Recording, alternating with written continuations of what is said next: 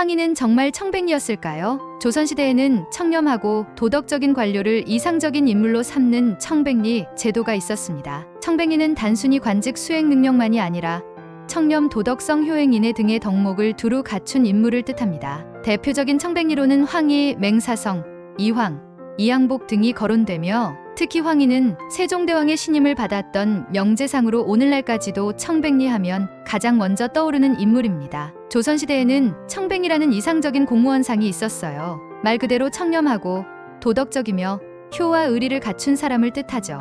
요즘 말로 하면 국민이 믿는 공무원쯤이 되겠습니다. 청백리 대표적인 인물로는 황희, 맹사성, 이황, 이양복 등이 있습니다. 특히 황희는 세종대왕의 신임을 받았던 명제상으로 오늘날까지도 청백리 하면 가장 먼저 떠오르는 인물입니다. 황희는 바로 이 청백리로 뽑힌 인물 중 한 명이고 조선 최고의 성군인 세종대왕의 최측근 재상이었습니다. 무려 18년 동안 영의정을 맡았으니 그야말로 조선 역사상 최장수 영의정이죠. 그리고 민간에 전해지는 이야기도 참 감동적입니다. 어느 날 세종대왕이 몰래 황희의 집에 들렀더니 집 안에는 멍석이 깔려 있었고 밥상에는 보리밥, 된장, 고추뿐이었다고. 심지어 딸을 시집 보낼 때는 혼수를 살 돈도 없었다는 얘기도 있죠. 노비의 아이들과도 잘 놀아주고 자기 수염을 당겨도 웃어줬다는 등 훈훈한 일화들이 넘쳐납니다. 그런데 정말 그랬을까요? 실록에 기록된 황희의 모습은 우리가 지금까지 알고 있던 황희와는 좀 다른 이야기가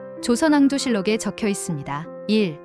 사위가 사람을 죽였는데 황희의 사위 서달이 지방관리인 아전을 몽둥이로 때려 죽이는 사건이 벌어졌습니다. 문제는 이 사건에 황희가 적극적으로 개입해서 은폐하려 했다는 거예요. 게다가 황희뿐 아니라 맹사성, 형조관리들까지 사건을 덮으려고 같이 움직였다고 합니다. 이 사실을 캐낸 사헌부는 세종에게 황희가 이렇게 간악합니다 라고 보고를 합니다. 세종은 일단 황희와 맹사성을 파직시켰지만 불과 7일 만에 파격적으로 다시 복직시킵니다. 그만큼 세종이 황희를 신뢰하고 있었다는 뜻이죠. 2.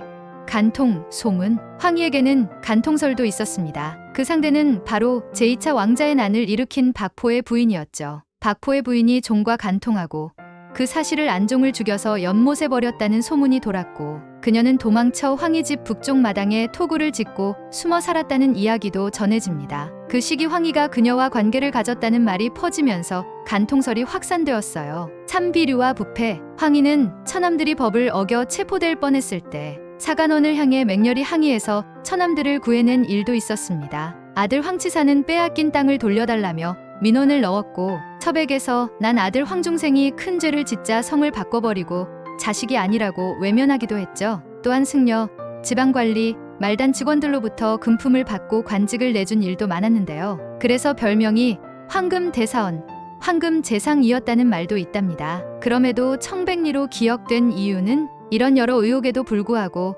세종은 황희를 굳건히 신뢰했습니다. 때로는 처벌을 받기도 했지만 항상 가볍게 넘어가거나 곧바로 복직했죠. 그 이유는 황희가 국가의 미래를 내다보는 탁월한 판단력과 행정 능력을 갖추고 있었기 때문인데요. 세종에게는 황희만한 사람이 없었던 거죠. 그리고 당시의 실록은 극소수만 볼 수 있었기 때문에 대부분의 백성들은 황희의 실상을 몰랐습니다. 결국 보여지는 청렴한 이미지가 전해지면서 그는 오랫동안 청백리의 상징으로 기억된 겁니다. 그렇게 황희는 1452년 2월 28일 세종의 신임을 등에 업은 명제상으로 생을 마감합니다. 황희는 정말 청백리였을까요? 청백리로서의 민간 이미지와 실록 속 실상은 분명히 차이가 존재합니다. 그러나 한 가지 분명한 사실은 그가 세종의 곁에서 조선을 이끈 핵심 인물이었다는 점입니다. 어쩌면 조선이란 나라는 그 시절에도 완전한 청렴보다는 유능한 실무형 인재를 더 중요하게 여겼는지도 모르겠습니다.